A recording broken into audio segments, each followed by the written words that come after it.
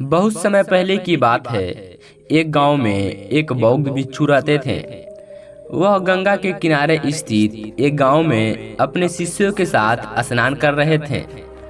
तभी एक राहगीर आया और उनसे पूछा, महाराज, इस गांव में कैसे लोग रहते हैं? दरअसल मैं अपने मौजूदा निवासी स्थान से कहीं और जाना चाहता हूँ। बौद्ध भिक्षु बोले, जहाँ तुम अभी रहते हो वहाँ किस प्रकार के लोग रहते हैं? राहगीर बोला, मत पूछिए महाराज, वहाँ तो एक से बढ़कर एक कपटी, दुष्ट और बुरे लोग बसे हुए हैं। यह सुनकर बौद्ध भिक्षु बोले, इस गांव में भी तुम्हें बिल्कुल उसी तरह के लोग मिलेंगे। यहाँ भी काफी कपटी, दुष्ट और बुरे लोग रहते हैं। यह सुनकर राहगीर आगे बढ़ गया।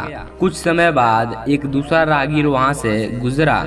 उसने भी बौद्ध भिक्षु से वही प्रश्न पूछा, मुझे किसी नई जगह में रहना है, क्या आप बता सकते हैं कि इस गांव में कैसे लोग रहते हैं? बौद्ध भिक्षु ने वही प्रश्न पूछा, जहां तुम अभी निवास करते हो वहां किस प्रकार के लोग रहते हैं? राहगीर ने बोला, जी वहां तो सब बड़े सभ्य, सुलझे लोग रहते हैं। फिर बौद्ध भिक्षु ने बोले, यहाँ भी तुम्हें वही लोग मिलेंगे, सभ्य, सुलझे और अच्छे लोग। बौद्ध भिक्षु अपनी बात पूरी की और अपनी दैनिक कार्यों में लग गए। पर उनके शिष्य यह सब देख रहे थे और राहगीर को जाते ही उन्होंने पूछा, क्षमा कीजिएगा गुरुजी, पर आपने दोनों राहगीरों को एक ही स्थान के बारे में अलग अलग बातें क्यों बताई? बौद्ध भिक्षु गंभीरता से बोले, शिष्यों, आमतौर पर हम चीजों को वैसे नहीं देखते हैं जैसे वे हैं, बल्कि उन्हें हम ऐसे देखते हैं जैसे हम खुद हैं। हर जगह हर प्रकार के लोग रहते हैं। यह हम पर निर्भर करता है कि हम किस तरह के लोगों को देखना चाहते हैं।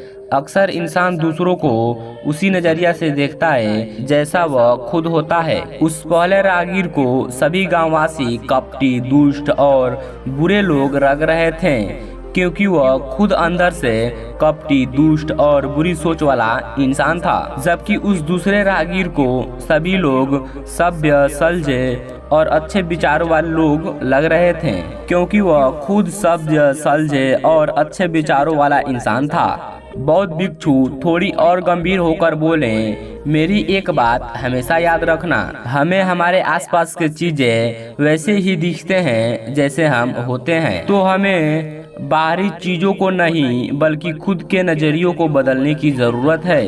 शिष्य उनके बातों को समझ चुके थे और आगे से उन्होंने जीवन में सिर्फ अच्छे नजरियों से देखने की कोशिश किया।